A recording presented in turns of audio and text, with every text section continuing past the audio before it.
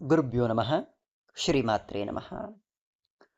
ನಾವು ಆಧ್ಯಾತ್ಮವಾಗಿ ಮುಂದುವರಿಯಬೇಕು ಅಂತ ಹೋದಾಗ ಅಥವಾ ಆಧ್ಯಾತ್ಮದಲ್ಲಿ ಏನನ್ನೋ ಸಾಧಿಸಬೇಕು ಅನ್ನುವಾಗ ಸ್ಪಷ್ಟವಾದ ಒಂದು ಗುರಿಯನ್ನು ಹಾಗೂ ಗುರುವನ್ನು ಹೊಂದಿರಬೇಕು.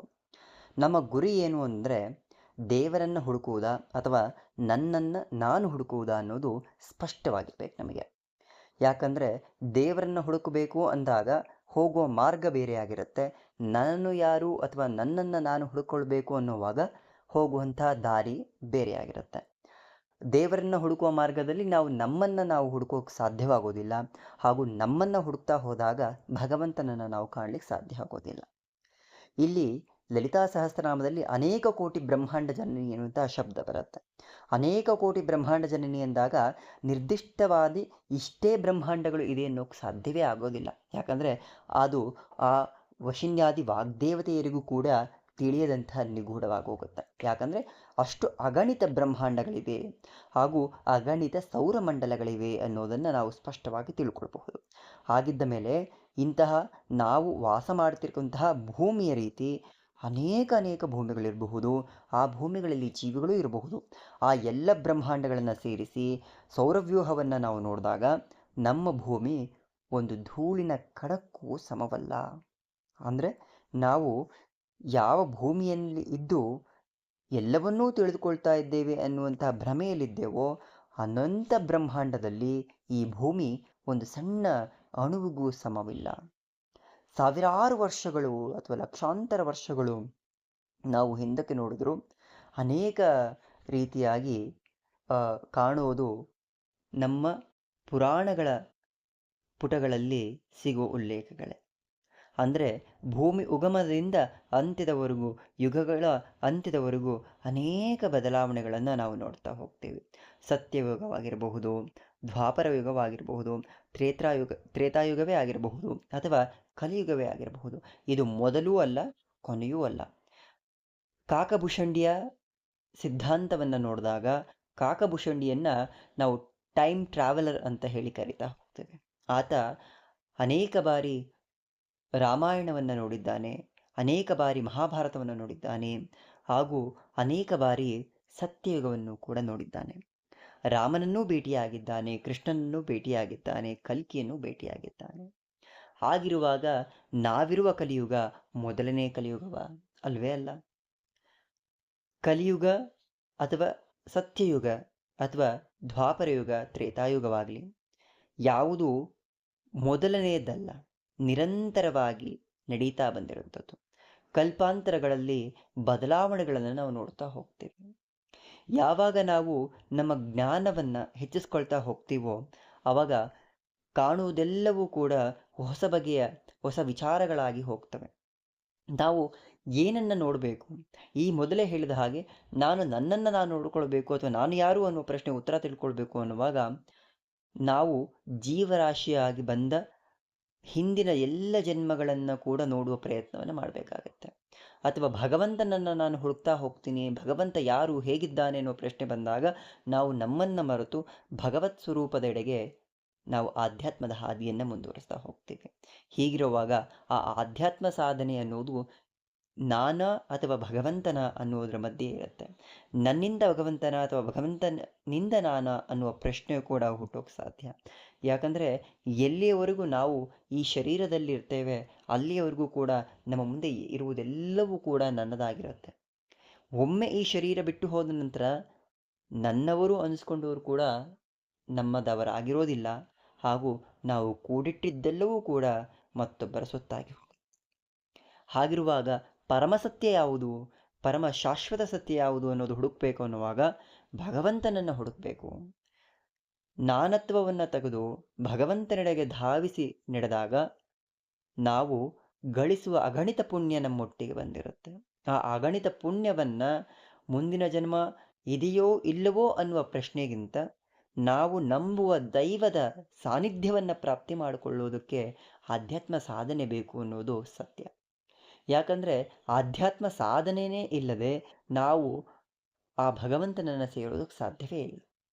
ನಮ್ಮಲ್ಲಿ ದೃಢವಾದ ನಂಬಿಕೆ ಹಾಗೂ ಭಕ್ತಿ ಇದ್ದಾಗ ಸ್ವತಃ ಭಗವಂತನೇ ನಮ್ಮನ್ನು ಹುಡುಕಿಕೊಂಡು ಬರ್ತಾನೆ. ಎಲ್ಲಿವರೆಗೂ ಭಗವಂತ ನಮ್ಮನ್ನು ಹುಡ್ಕೊಂಡು ಬರೋದಿಲ್ವೋ ಅಲ್ಲಿವರೆಗೂ ನಾವು ಆ ಭಗವಂತನನ್ನು ಹುಡುಕ್ತಾ ಹೋಗ್ತೇವೆ. ಭಗವಂತನನ್ನು ಹುಡುಕಬೇಕಾದದ್ದಲ್ಲಿ ಅವನಿರುವ ಜಾಗದಲ್ಲಿ, ಅವನು ಎಲ್ಲಿದ್ದಾನೆ ಅನ್ನೋ ಪ್ರಶ್ನೆ ಹುಡುಕೋದಕ್ಕಾದರೂ ಆಧ್ಯಾತ್ಮ ಸಾಧನೆಯನ್ನು ಮಾಡಬೇಕಾಗತ್ತೆ. ನಾನು ಬಹಳಷ್ಟು ಸಾರಿ ಹೇಳೋದು, ಲಲಿತಾ ಸಹಸ್ರನಾಮವನ್ನು ಪಾರಾಯಣ ಮಾಡಿ ಎಲ್ಲವೂ ಸಿಗುತ್ತೆ, ಎಲ್ಲ ಜ್ಞಾನವೂ ಅಲ್ಲಿದೆ ಅಂದರೆ ಅದಕ್ಕೊಂದು ಕಾರಣ ಏನು ಅಂದರೆ, ಲಲಿತಾ ಸಹಸ್ರನಾಮ ಕೇವಲ ಅದೊಂದು ಮಾಲಾ ಮಂತ್ರವಲ್ಲ. ಪ್ರತಿಯೊಂದು ವಿದ್ಯೆಗಳ, ಪ್ರತಿಯೊಂದು ತತ್ವಜ್ಞಾನಗಳ, ಉಪನಿಷತ್ಗಳ, ವೇದಗಳ ಸಾರವನ್ನು ವಾಗ್ದೇವತೆಯರು ಲಲಿತಾ ಸಹಸ್ರನಾಮದ ಪದ ಪದಗಳಲ್ಲಿ ಅಡಗಿಸಿಟ್ಟಿದ್ದಾರೆ. ಕೇವಲ ಲಲಿತಾ ಸಹಸ್ರನಾಮವನ್ನು ಸಂಪೂರ್ಣವಾಗಿ ಅರ್ಥ ಮಾಡಿಕೊಂಡು ಅದರಲ್ಲಿರುವಂತಹ ಬೀಜಾಕ್ಷರಗಳ ಅಥವಾ ಅದರೊಳಗಿರುವಂತಹ ಗೂಢಾರ್ಥಗಳನ್ನು, ತತ್ವಜ್ಞಾನವನ್ನು ಯಾರು ತಿಳಿದುಕೊಳ್ತಾರೆ ಅವರಿಗೆ ಇಡೀ ಜಗತ್ತು ಕಾಣುವುದು ಸರ್ವರೂಪಮಯೀ ದೇವಿ ಸರ್ವಂ ದೇವಿ ಮಯಂ ಜಗತ್ ಅನ್ನೋ ಹಾಗೆ. ಪ್ರತಿಯೊಂದು ಜೀವಿಗಳಲ್ಲಿಯೂ ಭಗವತಿಯನ್ನೇ ಕಾಣ್ತಾ ಹೋಗ್ತೀವಿ. ಯಾಕಂದರೆ ಆ ತತ್ವವನ್ನು ಆ ಭಗವತಿ ನಮ್ಮಲ್ಲಿ ತುಂಬಿಡ್ತಾಳೆ. ನಾವು ಹಾಗೂ ಭಗವಂತ ಬೇರೆ ಅಲ್ಲ ಅನ್ನುವಂತಹ ತತ್ವವನ್ನು ನಾವು ಲಲಿತಾ ಸಹಸ್ರನಾಮವನ್ನು ಅರ್ಥ ಮಾಡಿಕೊಂಡಾಗ ಅರ್ಥ ಆಗತ್ತೆ. ಯಾವಾಗ ನಾವು ಆ ತತ್ವದೆಡೆಗೆ, ಆ ಚಿಂತನೆಡೆಗೆ ಬಂದು ನಿಲ್ತೀವಿ, ಆಗ ಆತ್ಮ ಸಾಕ್ಷಾತ್ಕಾರವಾಗಿ ಹೋಗುತ್ತೆ. ಆತ್ಮ ಸಾಕ್ಷಾತ್ಕಾರ ಬೇರೆಯಲ್ಲ, ಭಗವಂತನ ದರ್ಶನವೇ ಬೇರೆಯಲ್ಲ. ಪ್ರತಿಯೊಂದು ಜೀವಿಗಳಲ್ಲಿಯೂ ಜೀವಾತ್ಮಳಾಗಿರುವವಳು ಆ ಭಗವತಿಯೇ ಅನ್ನುವಾಗ, ಆ ಭಗವತಿಯನ್ನೇ ನಾವು ದರ್ಶನ ಮಾಡಿದಾಗ ಅದು ಆತ್ಮಸ್ವರೂಪಳಾಗೇ ಇರುವಂತಹ ಭಗವತಿಯ ದರ್ಶನವಾಗಿ ಹೋಗುತ್ತೆ. ಅದಕ್ಕೆ ಆತ್ಮೋದ್ಧಾರ ಅಥವಾ ಆತ್ಮ ಸಾಕ್ಷಾತ್ಕಾರವಾದಾಗ ಭಗವಂತನ ದರ್ಶನ ಸಾಧ್ಯ ಅಂತ ರಮಣ ಮಹರ್ಷಿಗಳು ಹೇಳಿರೋದು. ಆತ್ಮ ಬೇರೆ ಭಗವಂತ ಬೇರೆ ಅನ್ನುವ ಚಿಂತನೆಯಲ್ಲಿ ನಾವಿದ್ದಾಗ ನಾವು ಸುಳಿಯಲ್ಲಿ ಸಿಕ್ಕಾಕೊಂಡು ಒದ್ದಾಡ್ತಾ ಇರ್ತೀವಿ ಹೊರತು ಮೇಲೆ ಬರಲು ಆಗದೆ ಕೆಳಗೆ ಹೋಗೋಕ್ಕೂ ಆಗದೆ ನಿಂತಹ ಪರಿಸ್ಥಿತಿ ಬಂದಿರ್ತೇವೆ.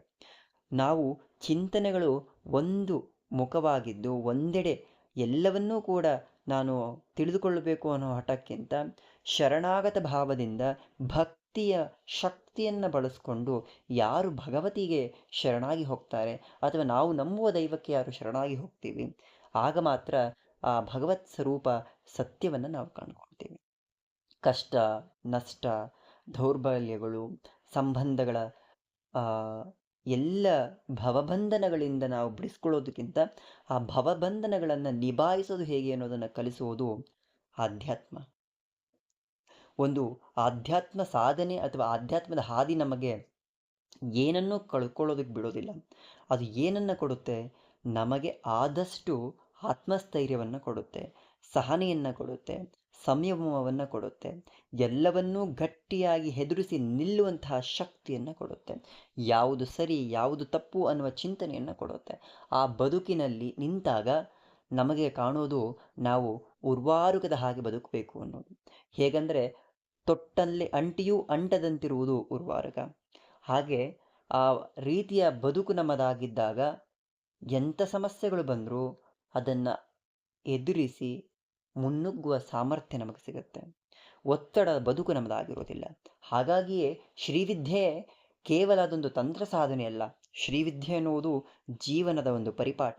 ಹೇಗೆ ಬದುಕಬೇಕು, ಹೇಗಿರಬೇಕು ಅನ್ನುವಂತಹ ಒಂದು ಮಾರ್ಗಸೂಚಿ. ಆನಂದಮಯವನ್ನು ಹೇಗೆ ಅನುಭವಿಸಬೇಕು, ನಮ್ಮೊಳಗೆ ಇರುವಂತಹ ದೈವತ್ವವನ್ನು ಹೇಗೆ ಕಂಡುಕೊಳ್ಬೇಕು ಅನ್ನುವಂಥದ್ದನ್ನು ತೋರಿಸುವಂತಹ ಮಹಾದಾರಿ. ಮಹಾ ತ್ರಿಪುರ ಸುಂದರಿಯನ್ನು ಹೇಗೆ ನಾವು ಆ ಸರ್ವಾನಂದಮಯ ಚಕ್ರದಲ್ಲಿ ನೋಡೋಕೆ ಸಾಧ್ಯವೋ ಹಾಗೆಯೇ ಲಲಿತಾ ಸಹಸ್ರನಾಮದಿಂದ ಕೂಡ ಆ ಜಗನ್ಮಾತೆಯನ್ನು ನಾವು ನೋಡ್ತಾ ಹೋಗ್ಬೋದು. ಶ್ರೀವಿದ್ಯೆ ಅಂದರೆ ಕೇವಲ ಅದು ಕೆಲವರಿಗೆ ಮಾತ್ರ ಸೀಮಿತ ಅನ್ನೋದಕ್ಕಿಂತ ಶ್ರೀವಿದ್ಯೆ ನಮ್ಮ ಆಯ್ಕೆ ಆಗೇ ಇಲ್ಲ. ಶ್ರೀವಿದ್ಯೆ ಸ್ವತಃ ಜಗನ್ಮಾತೆಯ ಆಯ್ಕೆ.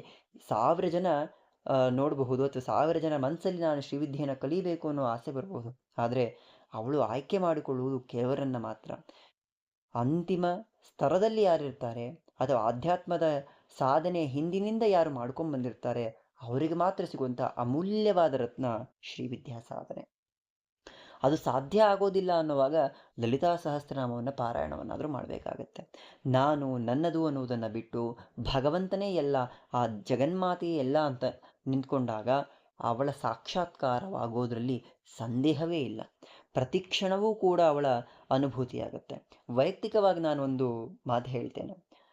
ಪ್ರತಿಯೊಂದು ಸಮಸ್ಯೆಗಳು, ನನ್ನ ಜೀವನದಲ್ಲಿ ಬರುವ ಎಲ್ಲ ಸಮಸ್ಯೆಗಳು ಅಥವಾ ಯಾವುದೋ ಒಂದು ಪ್ರಶ್ನೆಗೆ ನನಗೆ ಉತ್ತರ ಬೇಕು ಅನ್ನುವಾಗ, ಅಮ್ಮ ಹೀಗಾಗಿದೆ ನೋಡು ತಾಯಿ ಅಂದರೆ ಹೇಗೋ ಒಂದು ರೀತಿಯಲ್ಲಿ ಅವಳು ಉತ್ತರವನ್ನು ಕೊಟ್ಟಿರ್ತಾಳೆ. ಅದು ಪ್ರತ್ಯಕ್ಷವಾಗೋ ಪರೋಕ್ಷವಾಗೋ ಹೇಗೋ ಪ್ರತಿ ವಿಷಯಗಳಲ್ಲಿಯೂ ನಿಂತು ರಕ್ಷಣೆಯನ್ನು ಮಾಡ್ತಾ ಹೋಗ್ತಾಳೆ.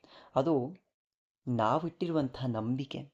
ನಮ್ಮ ನಂಬಿಕೆ ಎಲ್ಲಿವರೆಗೂ ಗಟ್ಟಿಯಾಗಿರುತ್ತೆ, ಆ ಗಟ್ಟಿತನ, ಆ ಜಗನ್ಮಾತೆ ನಮ್ಮನ್ನು ಲಾಲಿಸ್ತಾಳೆ, ಪೋಷಿಸ್ತಾಳೆ. ಒಬ್ಬರನ್ನ ಲಾಲಿಸ್ತಾಳೆ, ಪೋಷಿಸ್ತಾಳೆ ಅನ್ನುವಾಗ ಮತ್ತೊಬ್ಬರೂ ಕೂಡ ಯಾಕದು ಸಿಗೋದಿಲ್ಲ ಅನ್ನೋದಕ್ಕಿಂತ ನಾವು ಪ್ರಯತ್ನವನ್ನೇ ಪಡೋದಿಲ್ಲ. ಮತ್ತೊಬ್ಬರಿಗೆ ಆಧ್ಯಾತ್ಮದಲ್ಲಿ ಏನೋ ಸಾಧನೆ ಮಾಡಿದ್ದಾರೆ, ಜಗನ್ಮಾತೆಯನ್ನು ಅನುಗ್ರಹ ಪ್ರಾಪ್ತಿಯಾಗಿದೆ ಅಂದಾಗ ನಮಗೂ ಸಾಧ್ಯ. ಯಾಕಂದರೆ ಎಲ್ಲರಲ್ಲೂ ಇರುವವಳೊಬ್ಬಳೆ. ಎಲ್ಲರಲ್ಲೂ ಇರುವ ಆ ಜಗನ್ಮಾತೆಯನ್ನು ಕಾಣಬೇಕು ಅನ್ನುವಾಗ ಸ್ವಲ್ಪ ಕಷ್ಟಪಡಬೇಕಾಗತ್ತೆ. ಆ ಕಷ್ಟಪಡಬೇಕು ಅನ್ನೋದಕ್ಕಿಂತ ಒಂದು ನಿಯಮವನ್ನು ಅನುಸರಿಸಬೇಕಾಗತ್ತೆ. ಆ ಸರಳ ನಿಯಮವೇ ಶ್ರೀ ವಿದ್ಯೋಪಾಸನೆ. ಶ್ರೀಮಾತ್ರೇ ನಮಃ.